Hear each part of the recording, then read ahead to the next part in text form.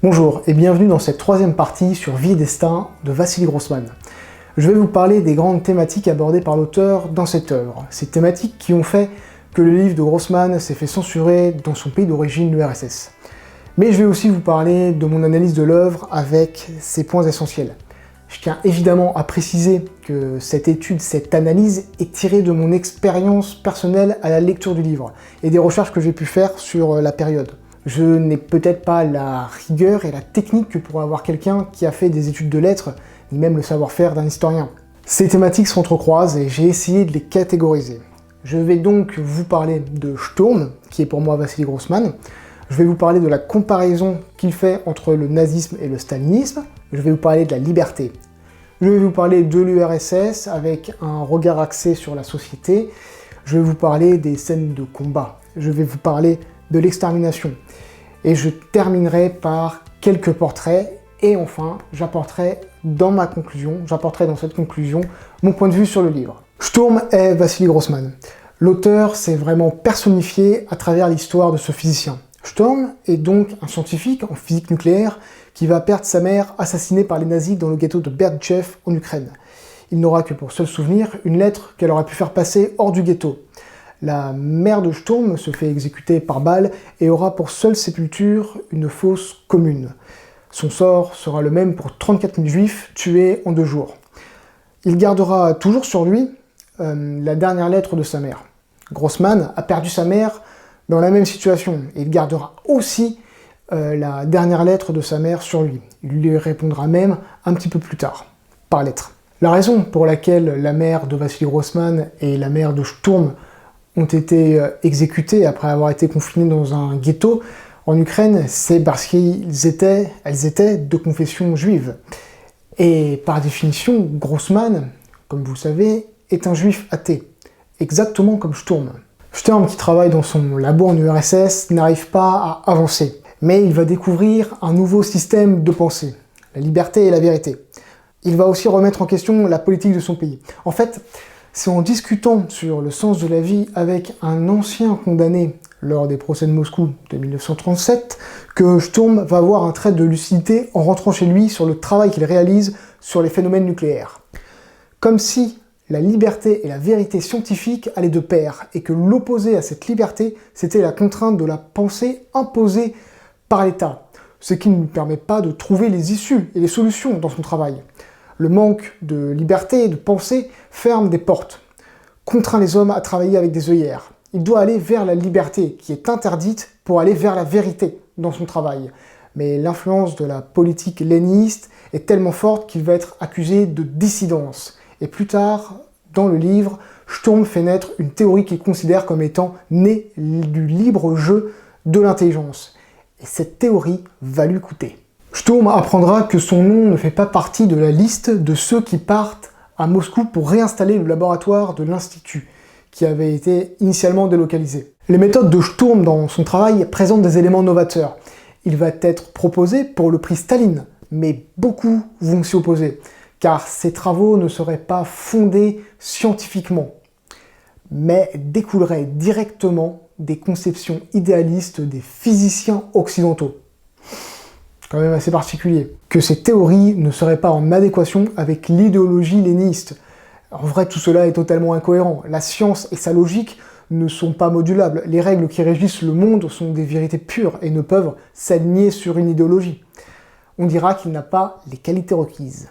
Sturm doit alors écrire une lettre pour se repentir et est invité à se rendre à un conseil scientifique élargi pour faire cette repentance devant tout le monde. Mais il est effaré face à l'audace et à l'horreur de sa situation.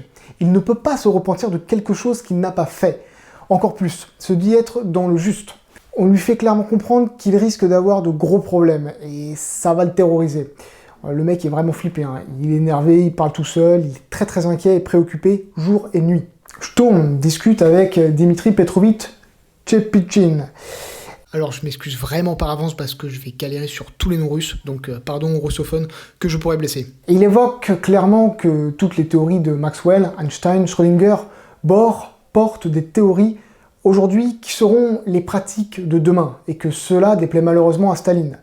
Alors voilà, frontalement, l'auteur pose les ennemis théoriciens de cette pensée inconforme.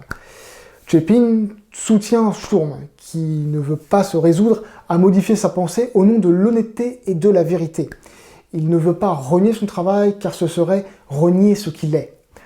En perdant son labo, Sturm a peur d'être réduit à néant. Le négativisme du système va le faire disparaître. Il vit sa physique, il vit sa thèse, et le système en vient à nier l'individu et à l'effacer totalement. Grossman va continuer à faire travailler son personnage Sturm sur la liberté.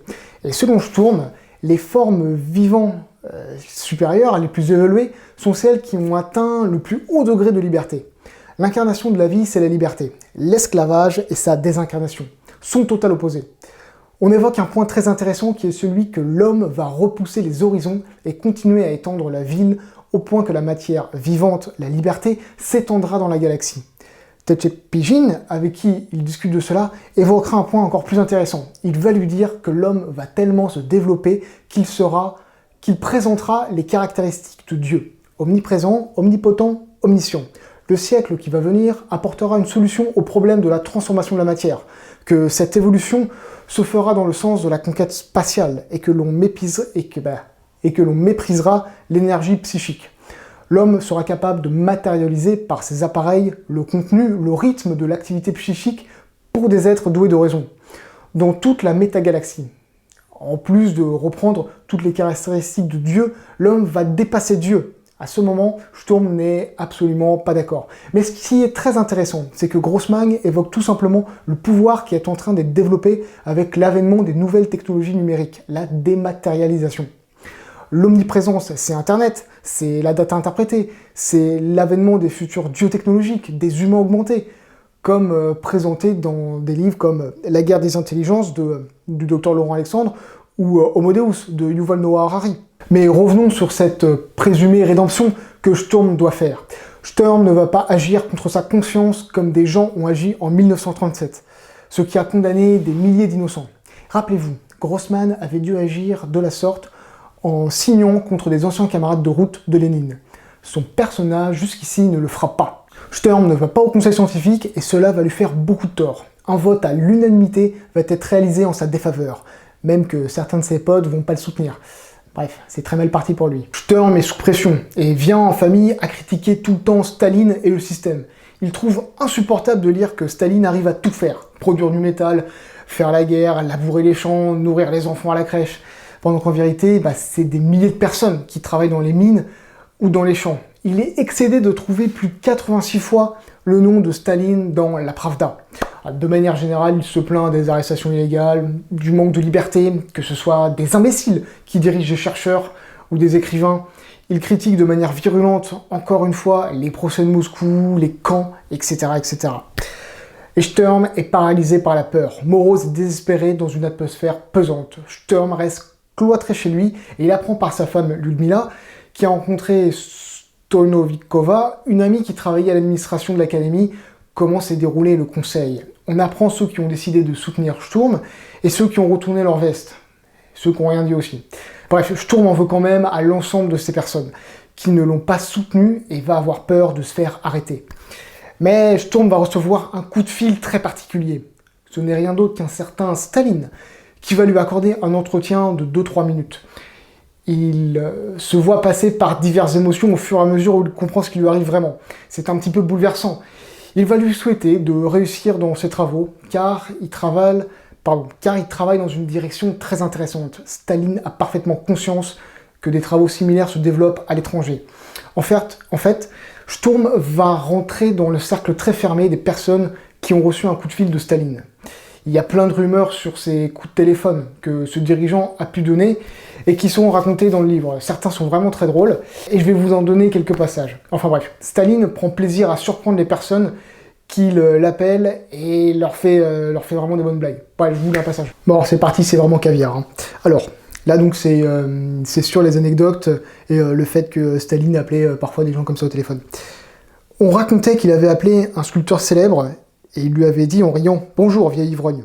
Il avait appelé une autre célébrité, un homme honnête, et lui avait parlé d'un de ses camarades qu'on avait arrêté. L'autre, désemparé, avait bafouillé une réponse et Staline lui avait dit « Vous défendez bien mal vos amis ». On racontait qu'il avait téléphoné à la rédaction d'un journal pour les jeunes et que le rédacteur adjoint avait répondu Boubekine à l'appareil. Staline avait alors demandé « Et qui est Boubekine ?»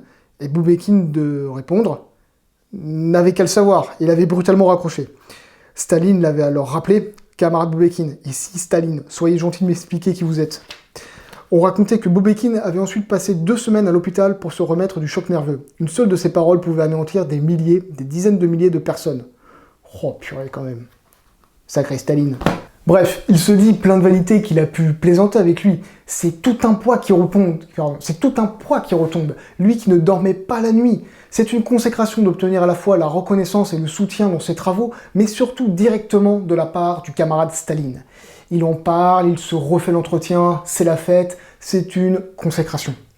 On raconte des anecdotes, des détails. Sturm se pose la question quand même sur son secteur de recherche, qui présente une certaine tension en ce moment. Il voyait même dans les revues à l'international des noms de physiciens qui disparaissaient, comme si on voulait apporter un petit peu de discrétion à ce secteur de recherche. En tout cas, tous ceux qui travaillent sur la fission du noyau lourd n'apparaissent plus dans les revues. Quoi qu'il en soit, il en tire un triomphe orgueilleux sur les gens qui le persécutaient. Désormais, le culte de la personnalité autour de Staline, qu'il critiquait tant, ça lui pose plus trop de problèmes. Il n'a plus de lettres à écrire pour s'excuser. Il a été validé par Staline. Il va même devenir un grand fan et va admirer le pouvoir grandiose de Staline. Désormais, il n'a plus peur. Il est tranquille. Il n'a plus ce sentiment d'impuissance et a confiance en lui. Il se réjouit de sa victoire et de sa force morale. Depuis que les travaux de Sturm ont repris un petit peu de substance idéologique avec la validation de Staline, ses relations avec ses collègues se sont grandement améliorées. Beaucoup de ses collègues vont d'ailleurs partir, entre honte et opposition. D'autres vont partir pour des raisons que je vous laisserai découvrir. Markov, avec qui ça se passait pas trop, est d'ailleurs devenu son grand pote, et les anciens qui le méprisaient le considèrent désormais comme l'un des leurs. On assiste dans les dernières pages à ce que Chikhatov considère comme une calomnie, une accusation terrible envers les soviétiques. Des savants anglais ont publié une liste des noms de savants et écrivains qui auraient été fusillés pour leurs opinions, et on apprend que ces informations ont touché l'Amérique avec le New York Times. Dans le fond, Sturm reconnaît même le nom d'un scientifique qui, en effet, a été arrêté.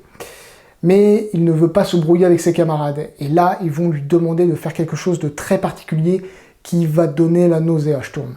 Ses camarades scientifiques vont lui demander de signer une lettre qui a pour vocation de démentir ces accusations.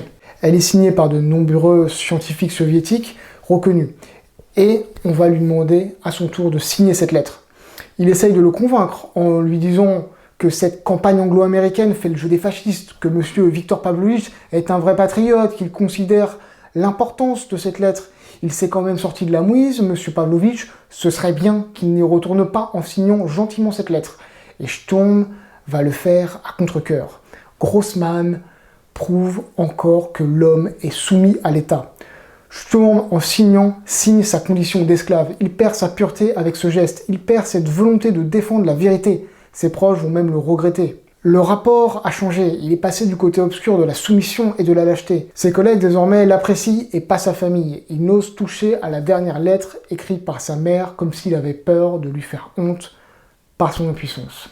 Et oui, souvenez-vous, Vassili Grossman avait été contraint de réaliser une signature de la même nature en 1937. Son personnage est rattrapé par le même tort. Chose élémentaire que je évoque moins est le ressenti de Sturm sur la montée de l'antisémitisme, comme Grossman le ressentira d'ailleurs lui aussi. Sturm va répondre à un questionnaire, et au moment de répondre pour nationalité, il écrit « juif ». Grossman écrit ces lignes au moment où l'antisémitisme gagne du terrain dans les années 50 en URSS. Et son personnage est entre la provocation et l'affirmation de cette identité juive. Et donc il va répondre de manière provocante à la question sur sa nationalité avec le mot « juif ». On lui demandera aussi, dans ce questionnaire qu'il remplit, s'il a de la famille à l'étranger. Ce questionnaire est composé en fait de plein de questions pièges. Par exemple, est-ce que vous connaissez quelqu'un qui a été condamné lors de la répression de 1937 ? Il évoque dans son moi intérieur que ces méthodes sont dignes des nazis. Ça va permettre pour moi de faire le lien avec la deuxième partie, qui sera la comparaison entre le nazisme et le stalinisme de l'auteur. Vassili Grossman montre les similitudes des deux gouvernements, en s'appuyant sur des échanges de discussions entre ces personnages, des soldats, des prisonniers, des SS, ou même dans les réflexions de Sturm, comme nous avons pu le voir. On évoque l'utilisation des camps de concentration, des polices secrètes, le nationalisme, la propagande et les ennemis de l'État. Mikhail Siderovitch Mostovskoï est enfermé dans un camp allemand. Il se trouve être un bolchevique convaincu, et il va avoir une discussion avec un certain Tchernestov, un menchevique, sur le socialisme soviétique. On y évoque qu'on ne doit pas être surpris de l'hitlérisme et de l'utilisation de la terreur, car le socialisme soviétique s'est construit de la même manière. On s'interroge, est-ce que Staline est vraiment dans la continuité de l'œuvre de Lénine? Qu'est-ce qu'il fait qu'il est réellement dans sa continuité? Sa monstruosité ou sa cruauté? D'ailleurs, il rappelle à Mostovskoï que l'armée rouge, qui se veut être l'armée de la liberté dans une bataille telle que Stalingrad, s'est emparée de la Pologne en 1939 en accord avec Hitler, comme la Lituanie, l'Estonie et la Lettonie. Plus tard, Mostovskoï entretiendra une célèbre discussion avec le SS Lys, qui est un officier de la Gestapo, un Obersturmbannführer. Mostovskoï pense initialement à un interrogatoire, car il se préparait à une mutinerie. Et en réalité, le SS souhaite simplement converser avec lui. Et la nature de leur discussion va être très particulière. Tout d'abord, Lys va introduire la discussion en comparant son travail à celui des hommes du NKVD, qu'il obéit à un parti auquel il appartient et qui lui demande de faire un certain travail. Et finalement, comme la police politique de l'époque chez les soviétiques, le NKVD, ils sont du parti socialiste. Et ils font le travail qu'on leur demande. Le SS explique que l'Allemagne se regarde dans un miroir quand il regarde le visage haï de cette URSS.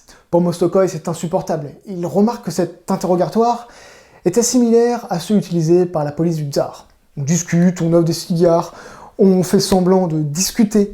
Le SS dit à Mostovskoï qu'au siège de la Loubianka, aussi, il devrait y avoir des gens instruits, capables de discuter avec des académiciens, et que c'est normal. Ok, donc en fait là, Vassili Grossman, il compare les employés de la police secrète soviétique, à des SS. Et ça se tient dans un certain sens. Les deux sont affiliés à un parti politique et sont la police d'État. Bon alors, déjà, il y a les mecs qui lisent Grossman à la Loubianka le 14 février, ou le 15 février, ok? Et là, ils peuvent constater qu'ils sont directement comparés à ce genre de type. Bah, ils devaient complètement péter un câble. Bref. Et là, le SS dit que la victoire de l'Allemagne nazie est aussi la leur, et que, inversement, si c'est le socialisme soviétique de Staline qui gagne, alors eux continueront à vivre à travers eux. Le fascisme lie ces deux régimes politiques en apparence différents, mais animés par les mêmes mécanismes. La police politique, l'antisémitisme, une idéologie dominante qui écrase l'individu, l'absence de liberté et des cadres ultra stricts, bon, etc., etc.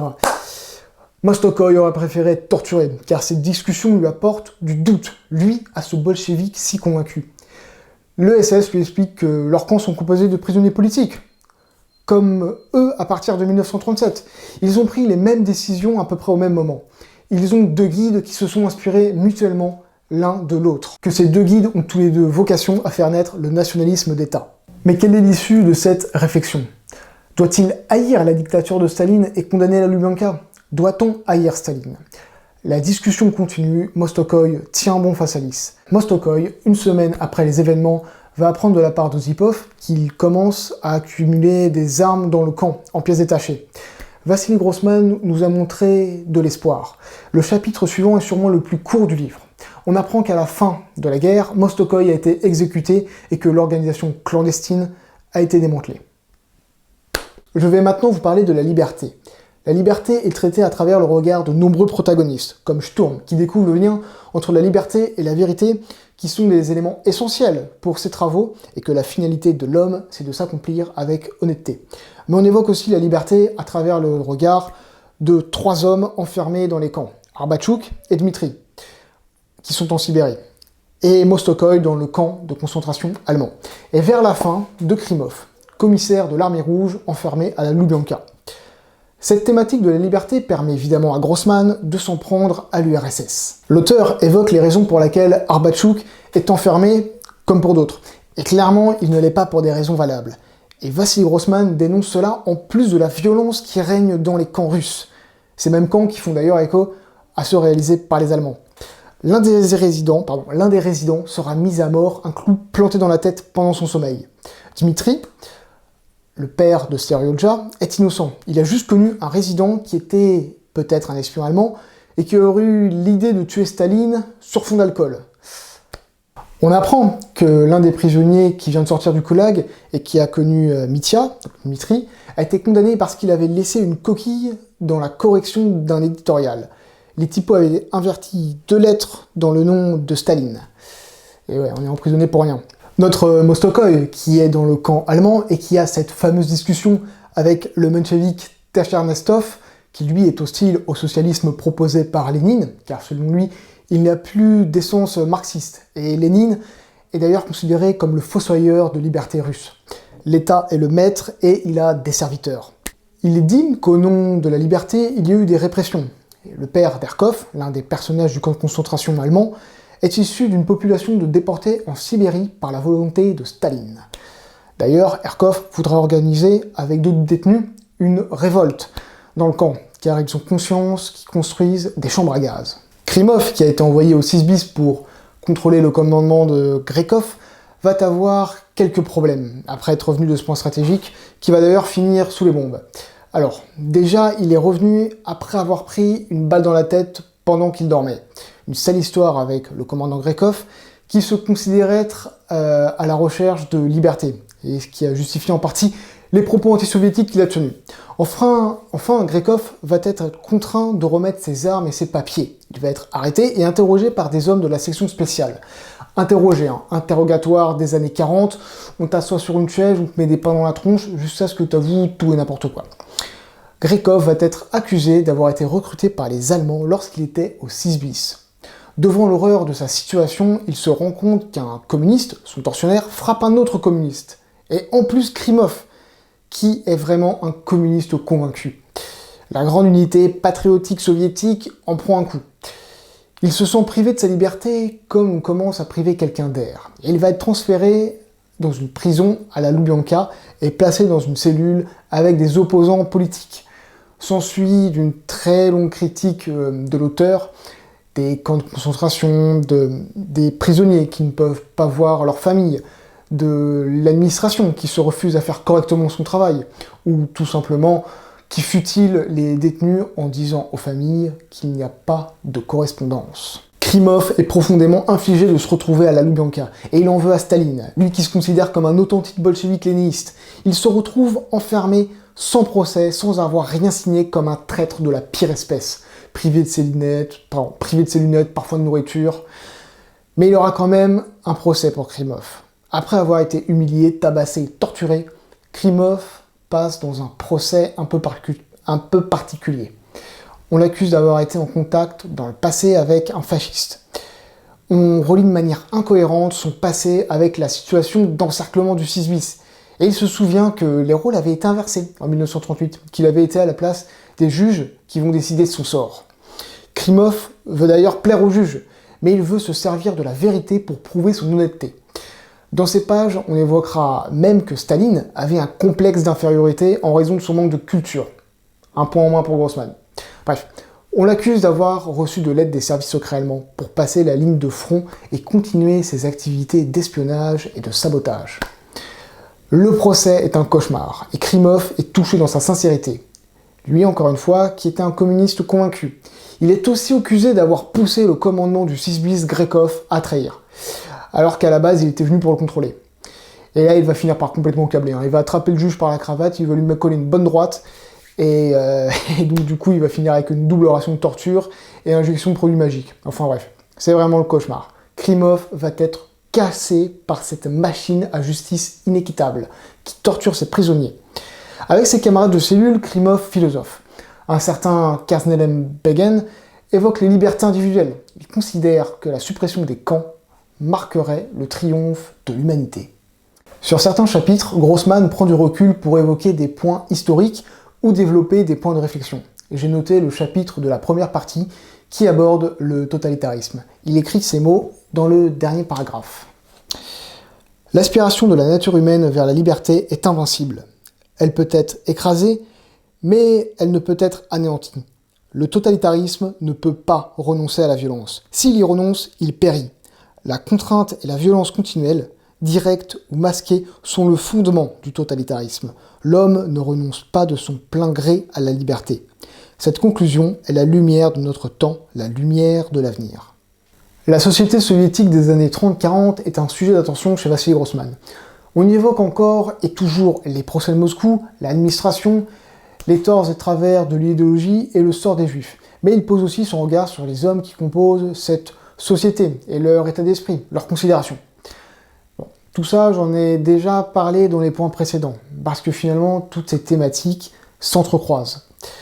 Je vais essayer de vous parler de la société soviétique à travers certains éléments édifiants. Grossman évoque le changement des mentalités russes à travers des événements précis. La victoire de la bataille de Moscou a permis au peuple de ne plus craindre l'Allemagne comme un ennemi invisible. Et depuis la lutte acharnée que mènent autant les soldats sur le front de Stalingrad que les hommes et les femmes à l'arrière, ouvriers et paysans, qui contribuent à cet effort de guerre, le peuple en tire désormais une certaine gloire. Il y a une prise de conscience du peuple sur la force des armes de l'État, avec à sa tête Staline, à la tête d'un seul État soviétique. Il y a un patriotisme russe qui a pris forme. Plus fort encore, un sentiment national. Le sentiment d'appartenance à une nation émerge avec force et puissance. Grossman considère ce sentiment national comme étant merveilleux, car c'est l'expression de l'amour de l'homme pour la liberté. Stalingrad a permis de faire naître cette liberté, cette unité soviétique, car Stalingrad représente la lutte du bien, de la liberté, contre le mal. D'ailleurs, les Russes appellent cette guerre la guerre patriotique. Grossman écrit à la fin du chapitre 19 de la troisième partie, « Cette guerre a permis à Staline de proclamer ouvertement l'idéologie du nationalisme étatique. » Staline a joué gros là-dessus. Il a joué gros sur cette bataille. Il a joué son avènement ou sa déchéance. Parlons des personnages, de leur diversité et de leur esprit de contestation. Le 6 bis est composé de soldats qui tiennent des propos infâmes sur l'idéologie et le gouvernement. Et Seriodja va entendre les propos des habitants, qui condamnent la politique de Staline et de ceux qui ont condamné des innocents en 1937. On évoque de manière régulière les goulags, les familles de déportés en Sibérie, l'administration et la montée de l'antisémitisme. Grekov a même des propos très durs sur Lénine, donc des idées vraiment inconformes, contraires à la pensée soviétique. On apprend qu'Ossipov, l'un des potentiels membres de la révolte du camp allemand, a dénoncé par le passé sans pitié des dizaines de personnes pendant les procès de Moscou, les accusant d'être des ennemis du peuple. Est-il une personne de confiance? Au comité central du parti, où l'on examine l'état des recherches scientifiques, l'Assemblée considère les savants qui portent une admiration pour les sciences occidentales sont un problème. Les chercheurs se font du coup un peu plus discrets. Et l'auteur évoque de nouveau la peur de devoir revenir à l'époque où les individus disparaissaient. Il va d'ailleurs citer le nom d'écrivains, de poètes, de biologistes et scientifiques disparus, comme s'il souhaitait les signaler au lecteur. Comme s'il souhaitait signaler au lecteur que ces hommes avaient été victimes de l'État, qu'on avait muselé injustement leur liberté. Il y a une véritable politique de la pensée qui touche même le corps scientifique. Grossman s'exprime de cette manière à travers Madiarov ou Sturm pour critiquer cette politique de la pensée. Grossman critique à de nombreuses reprises l'administration, mais aussi les militaires qui composent les plus hauts grades du commandement soviétique. Morozov, Lopatine et Maguid. On évoque la stratégie des officiers qui poussent les soldats à la mort, que ces officiers peuvent même avoir des lacunes, que ce soit sur la connaissance du matériel à utiliser ou même en orthographe. C'est finalement assez représentatif d'un certain état fonctionnel de la société soviétique. D'ailleurs, Novikov, colonel des blindés, terminera une célèbre discussion en disant que ce qui manque, c'est le matériel. Que les hommes, ici, ça ne manque pas. Ce sont des éléments sacrifiables et que la pitié de l'homme n'est pas compatible avec le commandement. Dans cet état soviétique, les hommes n'ont pas peur de faire la guerre, comme de sauter en parachute, mais ils ont peur de l'État. La puissance dégagée par la révolution et au nom de l'avenir a poussé des millions d'innocents vers la mort. Des enfants, au nom de cet État, ont même été capables de se détourner de leur famille. Cet État, aujourd'hui, qui incarne la peur et la domination, a ses agents qu'elle sait remercier gracieusement quand elle les sert, à travers notamment la délation. Et elle pourra les remercier avec des rations supplémentaires. Notre Genia se rend au siège de la Loubianka à Moscou, pour pouvoir avoir des nouvelles de Klimov qui est enfermé. De nouveau, il y a une critique de cette bureaucratie qui vous demande des milliers de papiers de manière arbitraire, de cette bureaucratie pesante pour les familles des détenus, de cette lourdeur dans les procédures. Elle essaiera, tant bien que mal, à faire passer un colis. Retrouvons notre cher Sturm, qui ressent quelque chose au fond de lui alors qu'il ne s'est pas rendu au conseil scientifique qui juge si ses idéaux et sa pensée scientifique sont en adéquation avec la doxa du parti. Il ressent en lui une terreur grandissante devant la puissance destructrice de cet État, de cette colère face à cet individu qui est solitaire et faible. On ressent la lutte de l'homme face à cet État dominant et oppressant, face aux individus qui sont soumis et qui subissent. Les scènes de combat sont pour moi essentielles, car on s'approche de l'homme au plus profond de son âme, de ses réflexions. Il est épris de courage, et la rédaction de Grossman représente bien ces hommes qu'il fait vivre de manière terrible, galvanisante, tragique, humain, surhumain. Bon, en fait, j'adore la guerre. J'adore le caractère épique et glorieux d'une action et de la combativité. Les scènes de combat, et elles sont très nombreuses chez Grossman, les scènes de combat de Stalingrad sont saisissantes. On se sent tressaillir comme si un obus éclatait dans la pièce à côté. L'auteur va mettre en scène des soldats qui ont des personnalités bien à eux. Ils sont courageux, ils sont intrépides, et ils n'ont peur de rien. Alors, je vous recommande quelque chose. C'est d'ajouter à votre lecture le visionnage d'images d'archives pour un peu plus s'imprégner de l'état d'esprit des combattants. Et c'est un exercice qui est vraiment très intéressant à faire. Non mais regardez-moi la gueule de ce mec-là, purée. Nous avons Hans der Metzger. On peut voir dans son regard qu'il est déjà mort. Il faisait 98 kg et maintenant il en fait 85. Ça fait 48 heures qu'il a pas dormi à cause des combats de nuit et bientôt 72 heures. Son arme préférée, c'est la MG34 ou la MG42. Et là, nous pouvons le voir en pleine réflexion à se demander à quel intervalle il doit placer ses balles traçantes sur sa bande de munitions pour découper un maximum de Rouskov à la mitrailleuse tout en étant économique dans l'obscurité. Il aime la race aryenne, le bruit de la DCA au crépuscule, et retrouver un bout de pain dans ses affaires. Il aime pas les soviétiques, les communistes et les soviétiques bolcheviques. Ah ah, mais qui c'est qui vole le déjeuner? Nous avons ce cher Volodya Peretsa. Lui, il en a rien à foutre de mourir ou pas en fait. Il travaille dans un kolkhoz quand il a appris que la mère patrie avait besoin de lui. Il a pas de dents et son rêve secret c'est de rentrer dans Berlin, ou dans une berlinoise. Son arme préférée, c'est la PPSH 41, parce que même en étant bourré, il sait que s'il reste appuyé sur la gâchette quand il rentre dans une pièce, il est sûr de toucher un Fritz avec ses 71 cartouches et 900 coups par minute. Bref, ses potes veulent pas rester à côté de lui quand il est en action. Il aime les pommes de terre, Staline, sa babouchka. Il aime pas le dentiste, les fascistes et les pénuries de vodka. Il y a une scène que j'ai trouvée vraiment fascinante, c'est la suivante. Von Paulus va donner l'assaut contre l'usine des tracteurs. Les Junkers vont se mettre à bombarder. Et Polyakov, accompagné de l'éclaireur Klimov, qui se barre pour aller voir Chapoknikov à l'arrière, il se barre surtout du 6 bis pour aller voir Katia. Ils vont être surpris par les bombardements. Et les deux hommes vont se retrouver dans un cratère de bombes, étourdis, lessivés par le fracas des détonations. Leur âme en est même vidée. Klimov va serrer la main de Polyakov, et après ce bombardement, il se rendra compte qu'il serrait la main d'un soldat allemand qui était plongé dans la même situation. Ils étaient 3 dans le cratère, et tous les 3 vont être dans un état inhumain, complètement choqués. Ils vont repartir, tous les 3 de ce cratère, chacun de leur côté, sans même essayer de se tuer. Et d'ailleurs, en fait, ce qu'ils vont faire, c'est qu'ils vont regarder à droite à gauche, si personne ne les voit, ne pas essayer de s'entretuer mutuellement. C'est quand même une situation complètement dingue. Les mecs ont tellement été sonnés en fait qu'ils n'ont plus rien à foutre du combat. Le 6 bis s'effondrera sous les bombes et servira de position aux Allemands. Comme fait marquant qui sont moins dans l'action directe, c'est la mise en situation des soldats enfermés à Stalingrad pour combattre.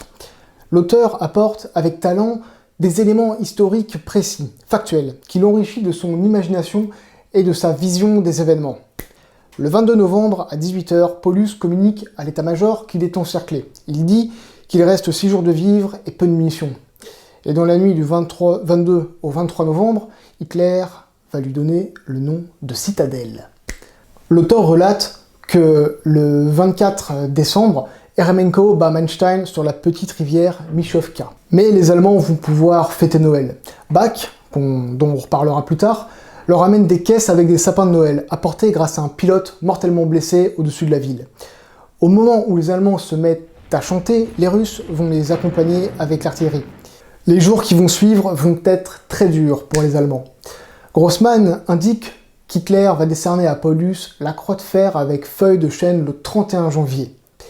Et qu'il lui décerne comme à titre posthume, comme pour l'honorer par avance de son refus de la reddition et sa garantie de mourir au combat avec tous ces hommes afin qu'ils servent glorieusement la propagande du Reich. À ce moment-là, Grossman indique que les hommes qui se battent encore dans Stalingrad en ruine sont tout simplement surhumains. Au matin du 2 février, c'est la capitulation de Paulus. C'est l'effervescence dans la ville. Les civils commencent à ressortir, à faire la fête. Ils sont fiers de leurs braves soldats qui se sont battus pour eux. Ils sont heureux. La ville commence à revivre. Les voitures klaxonnent et les moteurs recommencent à tourner. Et de la même manière, la neige a commencé gentiment à recouvrir les armes à feu. Ils acclament donc leurs soldats par des hurrahs. Ils embrassent, les considèrent comme des héros. Ils se félicitent d'avoir soutenu la vérité tout au long du combat face aux mensonges. Stalingrad a été la capitale de la guerre face au fascisme. Ces pages sont des descriptions vraiment très belles. Mais Vassili Grossman explique que 10 ans plus tard, une centrale hydroélectrique va être construite par des détenus. Le chapitre se finit comme ça. Comme si plus tard, la liberté n'en a pas pour autant été sauvée. Alors c'est le côté Grossman, hein. Ça finit bien, mais en fait ça finit mal. Ce matin de victoire, il va se passer une histoire assez drôle. Bon, enfin assez drôle, vous m'avez compris. Un sous-off allemand qui s'était réveillé un peu tard au moment de la capitulation va tirer sur un sergent russe. Donc les Russes sont énervés, ils veulent se venger. Et les Allemands à ce moment-là donc, sont en train de sortir et contraints de jeter leurs armes au sol. L'un des soldats allemands qui se rend est heureux que tout cela soit fini. Il sort en regardant le soleil avec un grand sourire et les Russes qui sont super énervés vont prendre ça pour une provocation. En fait, ils vont lui coller une cartouche. Voilà. C'est ce genre de détail chez Grossman que je trouve édifiant. Bref. On a toute une description du comportement et de l'attitude de l'état-major allemand, dont Paulus fait partie, et qui sont tout simplement déprimés, affaiblis. Le passage qui suit est très intéressant. Les troupes allemandes qui se rendent, affligées d'avoir perdu, s'exécutent de manière hypnotique, maigres, blessés. Ils émergent des caves lessivés par les combats. Et Grossman va comparer les soldats allemands, qui en fait ne ressemblent pas du tout à ces images de propagande qui mettent en avant un homme arien. Ils vont les comparer en fait à des soldats russes. Il les compare à des soldats russes, et il dit qu'ils ressemblent comme des frères à ces misérables foules de malheureux nés eux de mères russes, qui sont envoyés vers les camps russes. Là, pour les Allemands, en fait, c'est le cauchemar. Donc il y en a qui commencent à se suicider. S'ensuit même des scènes encore plus terribles, où des Allemands sortent des caves qui a abrité la Gestapo, des cadavres de soviétiques. 2 officiers qui sont prisonniers ont enlevé leur écusson de la SS. Il y a une sentinelle allemande qui va finir par ramener de la cave le corps d'une adolescente. Et une petite vieille va se mettre à crier « Mon enfant, mon enfant, mon enfant adoré !» Alors qu'en fait, c'est pas du tout son enfant. Elle est juste bouleversée par cette vision d'horreur. Elle va chercher une brique pour exposer la tête de l'Allemand et va se résigner et va finir par lui donner un bout de pain. Mais il dit plus tard qu'elle regrettera tout simplement son geste. À savoir que sur les 300 000 soldats allemands qui se sont retrouvés encerclés à Stalingrad, 91 000 ont été faits prisonniers par l'armée rouge. Seulement 6 000 rentreront en Allemagne. Beaucoup vont périr dans les camps de prisonniers ou dans les goulags. Je vais vous parler maintenant de l'extermination. Sujet terrible, tabou à cette époque. Ce qui fait aussi tout le poids du livre de Vassili Grossman, c'est la manière dont il aborde le sujet de l'extermination. Ce sont des pages assez dures à lire. Et c'est assurément ce que Grossman a voulu dire en répondant au cabinet de Khrouchtchev qui lui a expliqué que son bouquin ne sortirait pas. Il disait « Les événements de la guerre ne sont pas faciles à lire. Croyez-moi, il ne m'a pas été non plus de les écrire. » Le chapitre 17, par exemple, est une lettre de la mère de Sturm dédiée à son fils. Une lettre assez bouleversante où elle lui dit adieu. Peut-être ressemble-t-elle à la lettre écrite par la mère de Vassili Grossman. Nous retrouvons Sofia Osipovna qui va faire la rencontre du petit David, un enfant. Ils vont se rencontrer dans un convoi à bestiaux qui vont les amener vers un camp. On ressent la panique des personnes présentes. Ils pensent qu'ils vont être relâchés, ils essayent de se rassurer. Et l'auteur a cette phrase terrible. L'opium absurde de l'optimiste vient au secours des hommes quand le sentiment aigu de l'horreur prend la place d'un désespoir résigné. On va suivre chacun de leurs pas jusqu'à leur dernier souffle. Et le chapitre 44 est peut-être le chapitre le plus dur du livre. De la descente de ces deux condamnés sur les quais des camps de la mort, jusqu'au moment final de l'exécution de ces deux êtres dans une chambre à gaz. C'est véritablement des pages insoutenables. Grossman va aborder des passages philosophiques sur le fascisme et la soumission de l'homme. Je ne vais pas développer ces éléments qui pourraient faire le sujet d'une partie particulière. Néanmoins, il évoque des phénomènes intéressants. Il y a eu des révoltes dans le ghetto de Varsovie, dans Treblinka ou Sobibor, qui sont nées du désespoir. Mais il y a aussi des personnes qui ont accepté dans un désespoir total la condition humaine qu'on leur impose. Des condamnés se disputent pour passer les premiers lors des exécutions par balle. Ils se rassurent en disant que ce n'est rien, que ça dure 5 minutes. On se demande à quel moment en fait un homme peut en arriver à ça. Par quel conditionnement psychique entre le bourrage de crâne, la peur et la souffrance, on peut en arriver à dire « Eh ben vas-y, ok, flingue-moi ». Et donc Grossman va décrire ce genre de situation à travers des pages qui sont aussi très dures. L'auteur évoque la construction des chambres à gaz dans le camp de Mostokoï, et c'est ce qui va pousser les résidents à se révolter. Le chef de ce projet macabre sera le SS Lys, qui va devoir réaliser un rapport à Eichmann à la tête de la RSHA, organisme d'État chargé de l'application de la solution finale. Il va visiter des usines de fabrication et rencontre des chimistes et autres ingénieurs qui vont participer à la construction de ces chambres à gaz et des fours crématoires. Alors c'est une longue énumération de techniques, des infrastructures de béton jusqu'aux canalisations, en passant par les robinets rouges ouvrant les vannes des bouteilles de gaz. On évoque les procédures qui vont être réalisées après la mise à mort des personnes condamnées avec l'intervention des dentistes, etc. Il va s'entretenir plus tard avec Eichmann et ils vont déterminer l'ampleur de la tâche macabre qu'ils doivent réaliser. Grossman évoque le nombre de millions d'individus condamnés par le projet à travers la voix des deux SS. Mais Grossman n'apporte volontairement pas de précision sur le chiffre, parce que déjà, à l'époque, nous ne l'avions pas. Il est intéressant que Grossman réalise presque un rapport fonctionnel de la procédure et de la mise en place de ces éléments. On retrouve vraiment son caractère d'analyste. Eichmann n'a aucun remords, et je cite le livre, il dit qu'ils vont résoudre le problème en 20 mois, tandis que l'humanité ne l'a pas résolu en 20 siècles. Je vais vous parler maintenant de quelques portraits, de quelques personnages qui font la richesse du style et de la compréhension des événements par Wassily Grossman. Nous avons le lieutenant Peter Bach. Le lieutenant Peter Bach est blessé et il se retrouve dans une chambre d'hôpital avec 3 officiers et un fonctionnaire. Le fonctionnaire est surnommé gardien de but. Il est vaniteux, orgueilleux et particulièrement nationaliste. Les autres se moquent de lui ironiquement car il se dit blessé à Stalingrad suite à un accident de voiture. Il y a Krapp qui est un éclaireur de nuit, Gern qui a été blessé par un éclat d'obus, il hait les juifs et tout ce qui vient de la pensée des États-Unis. Nous avons aussi Fraser qui se bat sans philosophie. Quant à lui, Bach n'est pas un nazi convaincu et a conscience qu'Einstein, par exemple, même s'il était juif, était un génie et que ce ne sont pas des gens comme Gern ou Fraser qui vont le remplacer.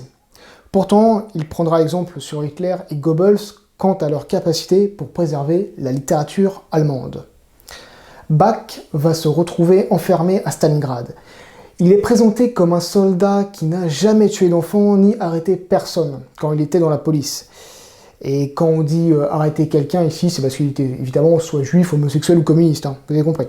Mais enfermé à Stalingrad au moment de la défaite, terriblement épuisé après ses combats acharnés, il sent qu'il a brisé la digue fragile qui séparait de son âme les ténèbres qui bouillonnaient autour de lui. Vous présentez le portrait du soldat Rosé. C'est un soldat qui est chargé de la surveillance du gazage à travers un épais hublot. Il donne le signal pour procéder au déchargement de l'espace une fois le processus terminée, et il doit surveiller les dentistes travailler. Il fait une allusion à son prédécesseur qui a été renvoyé suite à une pratique assez insolite à laquelle il s'était livré derrière ce hublot pour surveiller que tout se passait bien lors du gazage. Oui, vous pensez au pire, et ça semble bien être ça. Quant à lui, le soldat Rosé est sensible au respect inhabituel qu'on lui accorde. C'est quelqu'un de doux et effacé. Il déteste son travail et il est toujours très pâle. Il a toujours vu sa mère pleurer et son père renvoyé du travail. Il n'éprouve que de l'empathie à l'égard des soldats qui aiment leur travail. La direction du camp lui accorde quelques grammes d'or. Et il sent déjà, au regard de sa situation personnelle et familiale, que cela s'arrange pour lui et que les conséquences de la politique nazie faisaient leur preuve envers les petits gens faibles comme lui. Il y a aussi le portrait de Joutchenko et de Keklov, qui sont édifiants. Ce sont des membres des Sandor Commando qui avaient un rôle horrible, mais je n'en parlerai pas et je vous laisserai les découvrir. Il y a aussi l'histoire du chauffeur de Mostokoï, Semyonov, qui mériterait une certaine attention quant à son histoire. Dans Stalingrad en ruine, et sur la fin, on retrouvera le portrait de Stumpfe. C'est un soldat allemand qui ferait partie des meilleurs. Il est méconnaissable, affamé. Il erre pour trouver de la bouffe et il va croiser le chemin d'une babouchka. Ils vont se saluer mutuellement, et Bach, qui observe la situation, reconnaît la grandeur de ces deux peuples. C'est comme si en fait Grossman s'exprimait à travers les yeux du lieutenant Bach. Nous arrivons au portrait de deux personnages qui sont des figures de l'histoire. Le premier est celui de Staline. Alors que la contre-attaque a débuté, Staline pense à Hitler et inversement. Il sait qu'il n'a pas la confiance totale de Churchill et Roosevelt. Grossman peint un homme angoissé et paranoïaque.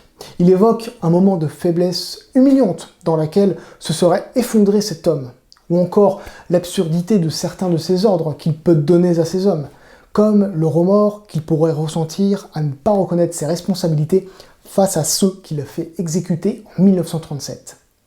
Grossman évoque le poids de ses responsabilités terribles qui pèsent sur Staline avec cette nécessité de s'en sortir victorieux dans cette guerre. S'ensuit d'une longue description des personnes concernées par ces enjeux, des soldats de l'armée rouge, de la libération des camps, jusqu'à ce que l'on évoque les juifs avec cette phrase pleine de sens.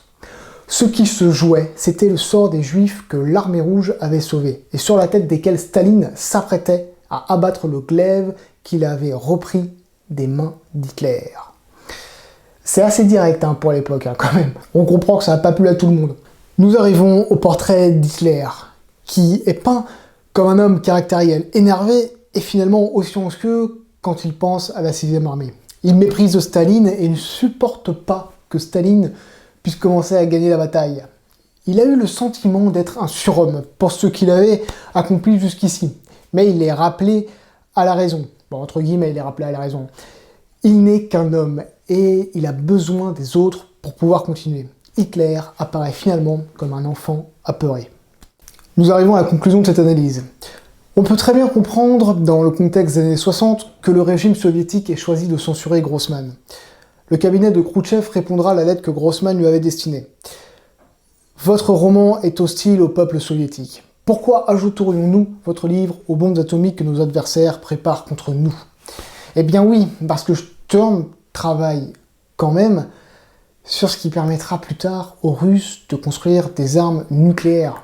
Dans ce livre, il sous-entend que la seule raison pour laquelle Sturm ne se fasse pas déporter, c'est finalement parce qu'il travaille sur quelque chose d'intéressant pour l'avenir, malgré le fait qu'il soit juif et que ses idées ne soient pas parfaitement socialistes. En gros, ça permettrait aux États-Unis de dire mais regardez, les communistes sont antisémites comme les nazis. Ils le gardent de leur côté parce qu'ils ont bien vu que les nazis s'étaient passés de leurs scientifiques ou les avaient laissés partir. Et du coup, ils n'ont pas réalisé la bombe nucléaire. Et puis regardez, dans ce pays, il n'y a pas de place pour la liberté et pour la vérité. L'URSS n'a clairement pas besoin de cette communication-là. Déjà qu'il y a le débat sur la table sur qui était le premier rempart au nazisme entre les Américains et les Russes. Et là, qu'est-ce qui se passe? Il y a Grossman qui arrive et qui fait une comparaison du système nazi en similitude et pas vraiment en opposition avec le socialisme de l'URSS. C'est juste impossible. Finalement, Grossman culpabilise tellement de 1937 qu'il réalise une sorte de catharsis en rendant hommage à ceux qui sont morts. Tout comme il rend hommage, d'une certaine manière, à sa mère à travers le personnage de la mère de Sturm, à qui il adresse avec à qui il s'adresse avec le personnage de Vitia Sturm, et c'est très beau. Il lui a offert finalement la postérité. Il émet un message d'alerte, en disant que la liberté disparaît tout comme la vérité, et que l'URSS risque de ressembler à cet ennemi qu'elle combat. J'ai vraiment adoré ce livre, qui est bouleversant, mais la difficulté du bouquin est de reconnecter tous les personnages entre eux. Alors, pour aller plus loin sur la bataille de Stalingrad, je vous conseille de lire Carnet de guerre, sur la bataille de Stalingrad par Vassili Grossman. Et pour aller plus loin sur les thématiques de la Seconde Guerre mondiale et la thématique concentrationnaire, je peux vous conseiller La mort est mon métier de Robert Merle, ou Si c'est un homme de Primo Levi. Bon, par contre, faut pas lire les deux d'affilée, hein, sinon vous prenez 2 Xanax et 2 Lexomil avec une bouteille de vodka pour réussir à continuer, bah, sinon ça c'est chaud. Je vous renverrai finalement vers un documentaire d'Arte qui met en avant le travail de passionnés d'histoire qui recherchent les corps des portés disparus de la bataille de Stalingrad. Ces hommes qui se différencient des pilleurs de tombes, qui eux revendent encore aujourd'hui les armes, les plaques et les dents en or des soldats tombés qu'on retrouve encore actuellement, ces hommes, ces fouilleurs, quant à eux, offrent aux soldats qu'ils déterrent sans distinction de nationalité une sépulture décente en leur rendant un dernier hommage. Quand il est possible de le faire, ils contactent leur famille afin de leur apprendre la nouvelle et de les relier à un ancêtre qu'ils avaient perdu à Stalingrad. Voilà, cette vidéo se termine. Je vous remercie. J'espère que vous avez apprécié cette analyse autour de Vie et Destin de Vassili Grossman. Lisez des livres et à bientôt. Et si vous souhaitez échanger avec moi, je vous invite à me rejoindre sur ma page Instagram. À bientôt.